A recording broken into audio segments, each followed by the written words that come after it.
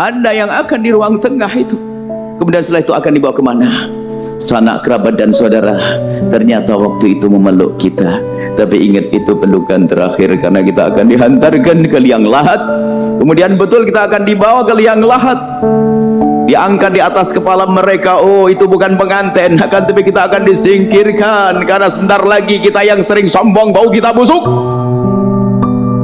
Apa yang kita sombongkan? Bau kita busuk, orang nggak mau lagi mencium bau kita. Bahkan kubur hendaknya dalam-dalam agar tidak mengganggu manusia yang hidup bau kita itu.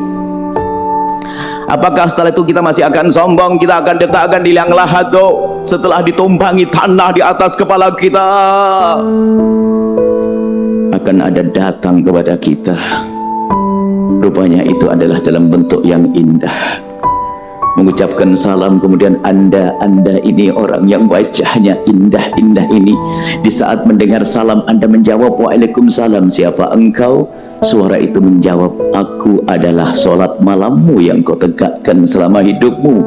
Ada lagi suara indah, kemudian Anda bertanya, siapa engkau? Aku adalah sedekahmu dulu. Ada lagi suara lebih indah lagi, lalu Anda bertanya, siapa engkau? Aku adalah jalilan silaturahmi yang kau jalin, dan seterusnya. Sebelum kedatangan malaikat mungkar nakir, Anda sudah didatangi dengan amal baik Anda, yang itu menjadikan Anda tidak merasa gentar dan takut di saat berada di alam barzah. Sehingga malaikat mungkar nakir datang bagi Anda adalah seperti hamba Allah yang lainnya. Dia tidak perlu ditakuti, dan dia pun akan menyapa Anda, bertanya dan kepada Anda pertanyaannya laksana sapaan yang indah antara sahabat dengan sahabat. Di saat beliau berkata, malaikat berkata, man rabbuk, Anda pun dengan cepat menjawab Allahu Rabbi, dan seterusnya. Karena Anda dirinya orang yang baik, Anda rajin sholat, Anda rajin sedekah, Anda baik dengan istri, Anda baik dengan tetangga, Anda tidak pernah mengunjing orang, Anda ini loh orang baik. Maka di alam barzah Anda menemukan keindahan sebelum Anda mendapatkan keindahan surga nanti setelah dibangkitkan di padang mahsyar. Sepanjang di alam penantian Anda merasakan indah, tidak merasa ketakutan. Tapi sebaliknya itu hamba yang di dunia suka menyakiti tetangga, nyakiti istri, nyakiti suami, rebutan waris. Sudah begitu sering umroh, rebutan waris, sering umroh, nggak diterima umrohnya, akan tambah itu dosa.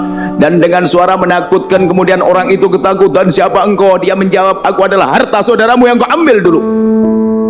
Semakin takut hamba ini, semakin takut hamba ini di alam barzah, semakin takut dan ketakutan. Bayangkan di saat kita di tempat yang sunyi dan sunyi, kemudian ada rasa takut menguasai kita, kemudian ada gelas jatuh saja kita sudah ketakutan. Bagaimana di alam barzah?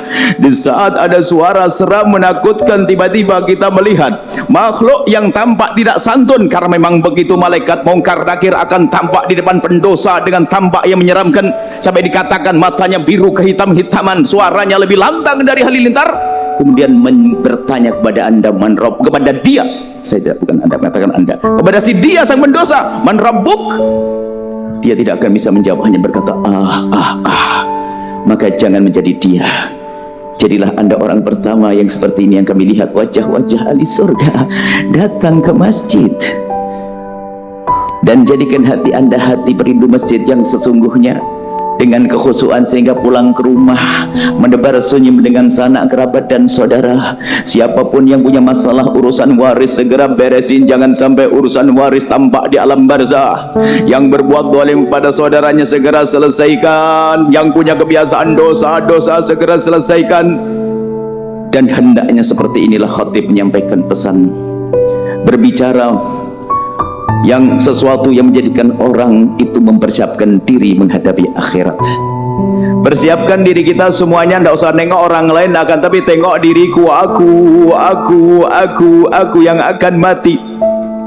Dan ingat wahai hamba Allah, kalau sudah kematian datang tidak akan bisa ditunda-tunda, dan datangnya pun kadang tidak ngasih kabar. Semoga Allah matikan kita dalam keadaan husnul khotimah, mati dalam keadaan mulia, mati dalam keadaan diridhai oleh Allah. Dan ini yang perlu kita hadirkan, kesadaran terus kita hadirkan, renungan.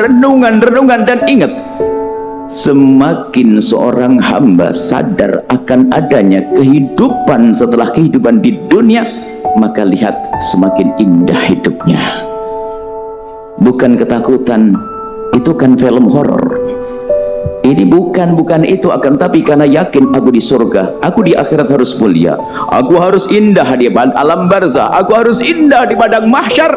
Maka yang sadar makna ini, dia akan mengambil hak saudaranya, nggak akan berani, dia akan menggunjing, tidak akan berani, nggak mau berzina, nggak mau minuman keras, nggak mau berjudi, nggak mau makan riba, nggak mau zalim pada pasangan, karena ia sadar bahwa itu semua yang membebani dia di saat berada di alam barzah, akan membebani dia menyeberang siratal mustaqim, sehingga dia akan kecebur ke neraka jahanam. Hei hamba Allah, sadarlah akan makna ini. Jangan sampai kita menjadi orang yang di dunia ini tidak kenal Allah. Di alam barzah kita tersiksa dengan dosa-dosa kita. Ingat, mumpung nyawa masih ada di kandung badan kita, selagi matahari belum terbit dari barat, innallaha yaqbalu taubatal abdi ma lam yugharghir. Allah akan menerima tobat seorang hamba sebelum nyawa sampai tenggorokan. Kalau sudah nyawa tenggorokan terlihat neraka, tobat gak diterima lagi. Maka mumpung masih nyaman keadaan kita, yuk kembali kepada Allah. Ingat kematian, ingat kematian, ingat kematian, ingat kematian, ingat kematian.